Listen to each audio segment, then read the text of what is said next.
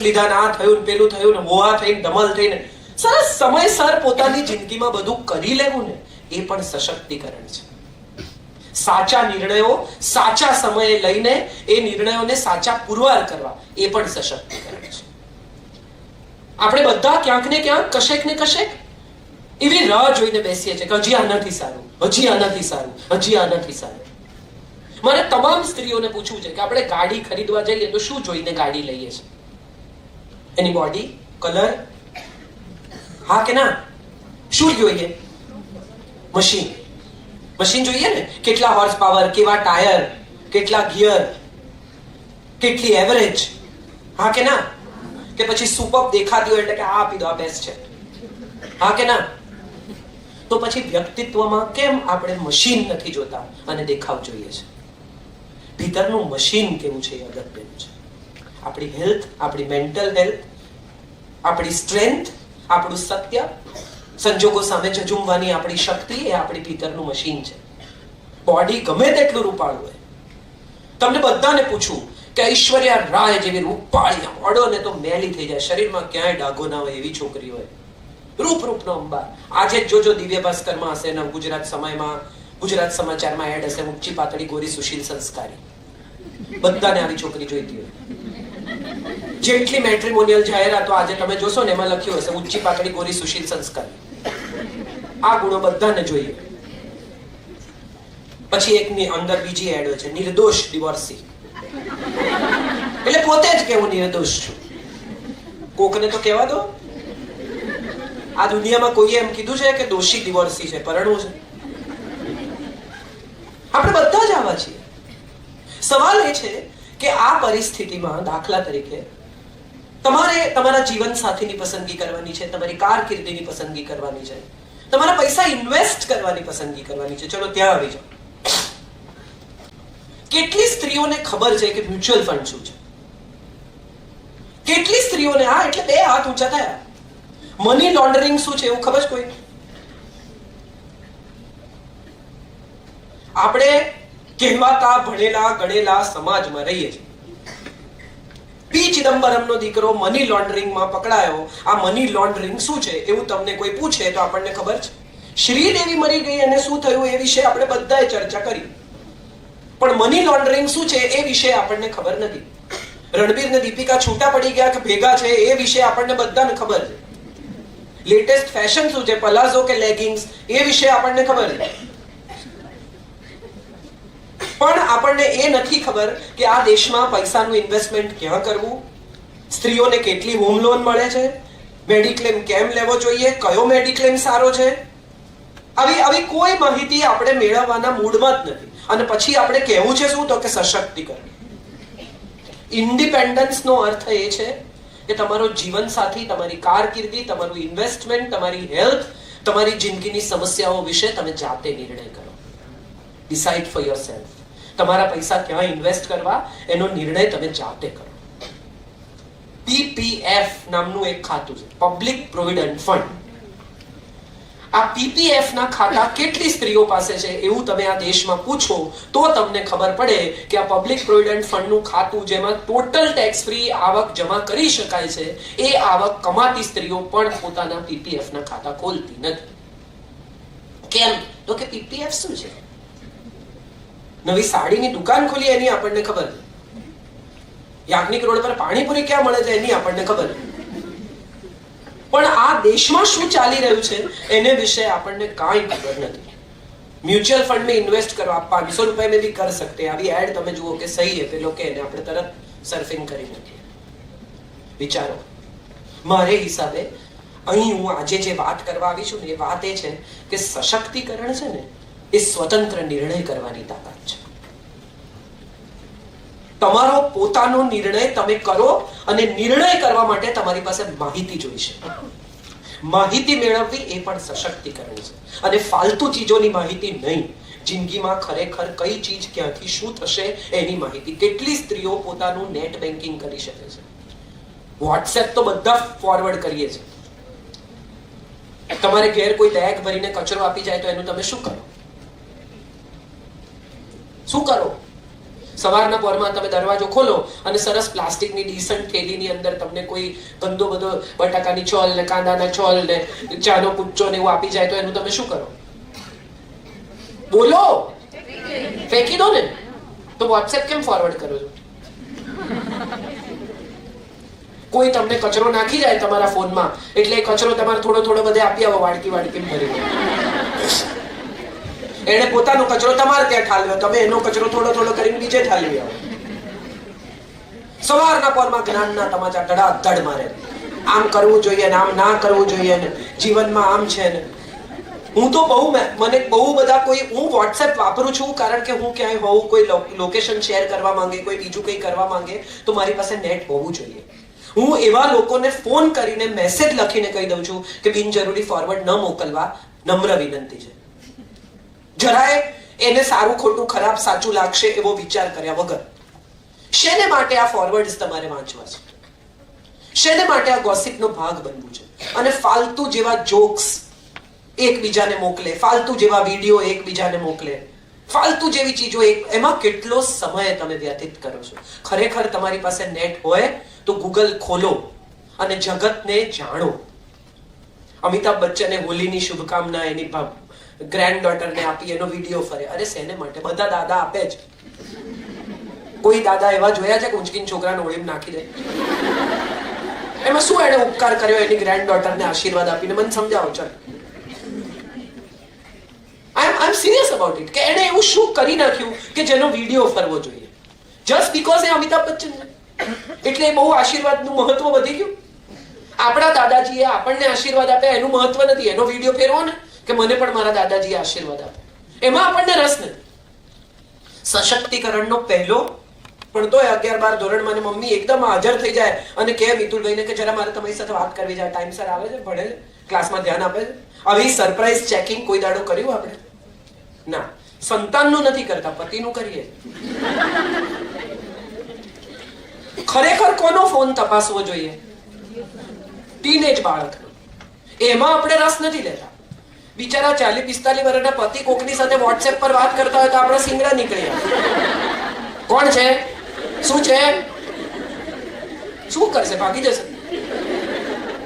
વાત કરશે રાતે 2-4 કરાર દો ને ભાઈ. તમને તમારી જાતમાં વિશ્વાસ નથી ને એટલે અસલામતી આવે છે.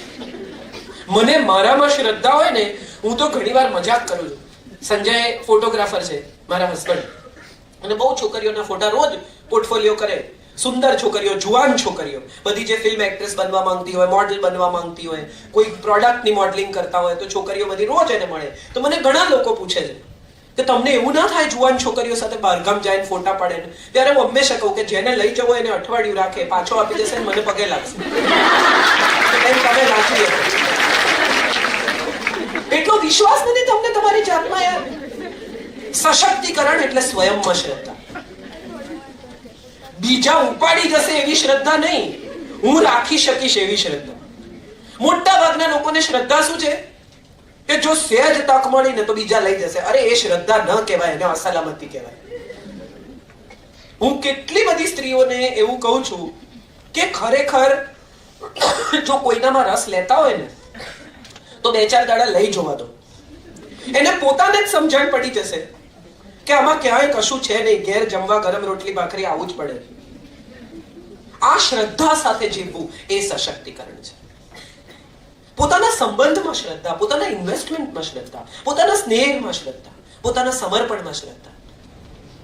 આપણે બધા ક્યાંક ને ક્યાંક કશેક ને કશેક એકબીજાને અસલામત કરવાનું કામ કરીએ છીએ. સ્ત્રીઓ કિટી પાર્ટીમાં ભેગી થાય ને તો વાત શું કરે ખબર છે? બેન, કોઈના ધણી રામ નથી. હા, તે નથી જ, પણ રાવણ છે એવું ક્યાં લખ્યું છે? રામ નથી, ચાલો નથી, પણ રાવણ છે એવું નથી. બધા કઈ નહીં ઉપાડી લાવે. શાંતિ રાખો, તમારા સંબંધમાં શ્રદ્ધા રાખો. નાવા ધોવા જાય ને તો બધા 4 કોડ ટ્રાય કરી જુએ કે ખુલે ને ફોન. શેને માટે? અશ્રદ્ધા એ અસલામતીનું પહેલું પગલું છે.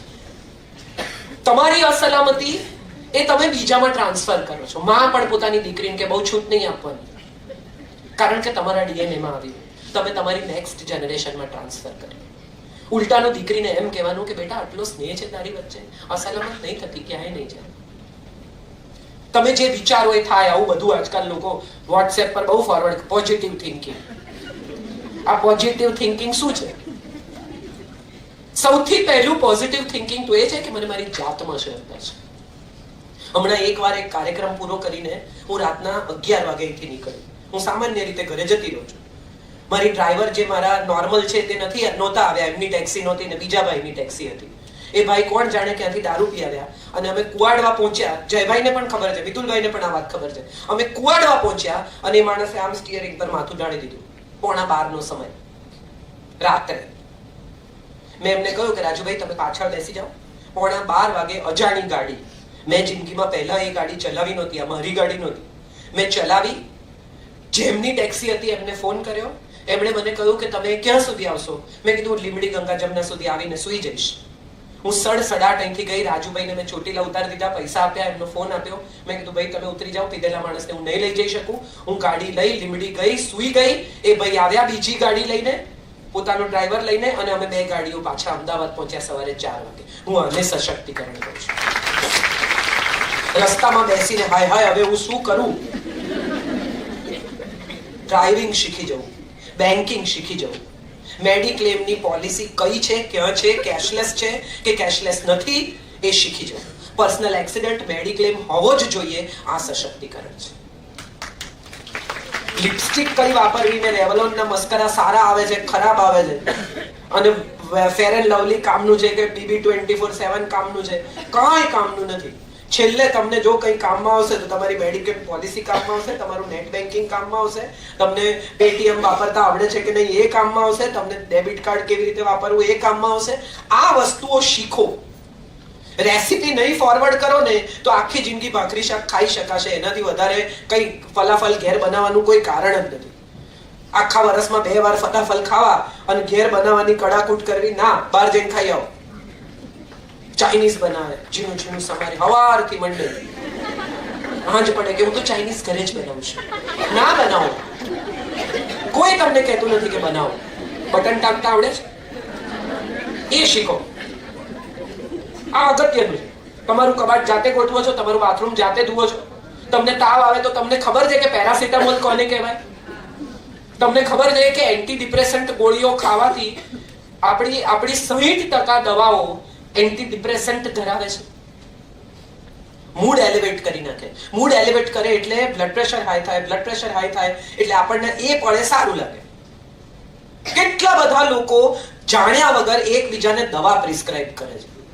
મને ડોલો ખાવાથી પગ દુખવાનો મટી ગયા એટલે બીજે દાડ પેલા બેન જઈને ડોલો ખરીદી આવે. ડાક્ટરો ભણી ગણીને એના મા બાપ પૈસા ખર્ચે છે. જાઓ ત્યાં. મોટા ભાગના લોકો સ્વયં મેડિકેશનમાં ચેમ્પિયન છે. જાતે જ મેડિસિન. ઝાડા ઉલટી થાય છે તો તમે ઓવામિન લઈ લો. અરે ભાઈ કયા કારણે થાય છે? એસિડિટીની ઉલટી છે, અપચાની ઉલટી છે, પ્રેગ્નન્સીની ઉલટી છે, ઉજાગરાની ઉલટી છે. સમજો પહેલા. ગમે તે દવા ઠપકારી નહીં દેવાની.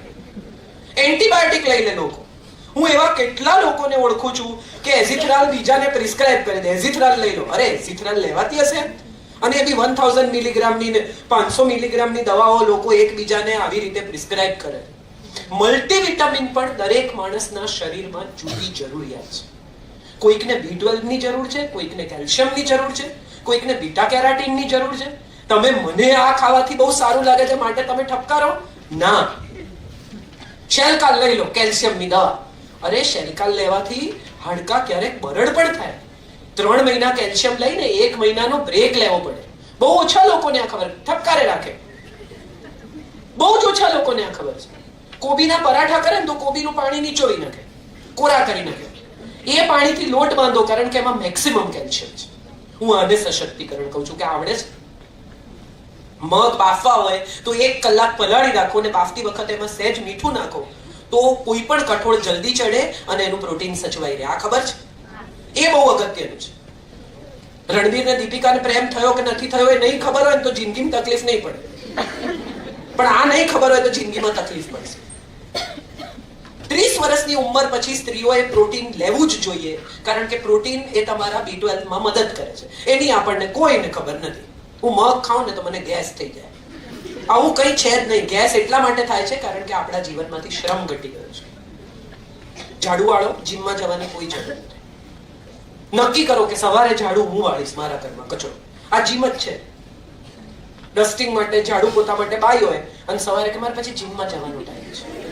હું કોઈ જીમમાં જતી નથી અને 52 વર્ષની છું અને 2 કલાક આવી રીતે કડક ઊભી રહી શકું. મને કોઈ તકલીફ નથી. સડસડાટ સીડી ચડી જાઉં, 3 માળ ચડું ત્યાં સુધી જ નથી આવતી, 4થા માળે આપું છું. આ હું માનું છું આપણા બધાની જિંદગીના મહત્વના સશક્તિકરણના મુદ્દાઓ છે જેના વિશે આપણે ક્યારેય વિચાર્યું નથી. આપણે બધા અનસુયા અને લક્ષ્મીનો દેશ છે, અનસુયા બધા ગયા ભાઈ, ઇતિહાસમાં રહી ગયા. એ બધા કલ્પના ચાવલા, તમે જવાના જો કોઈ આમાંથી એરોસ્પેસમાં, તો તમારું સશક્તિકરણ શું છે એને વિશે વાત કરો. આ દેશે ઇન્દિરા ગાંધીને જન્મ આપ્યો છે, કલ્પના ચાવલાને જન્મ આપ્યો છે, સાનિયા મિર્ઝાને, ભાઈ બધા આપ્યો છે, તો એનું શું છે? જહાં દાલ દાલ પર સોને કી ચિડિયા કરતી હે નહીં થી, કરતી થી બસેરા. આજે શું? 2 વ્હીલર ચલાવતી સ્ત્રીઓ પાસે બધા પાસે લાયસન્સ છે? નથી તો જાઓ લાયસન્સની લાઈનમાં ઉભા રહો, જાતે લાયસન્સ કરાવો.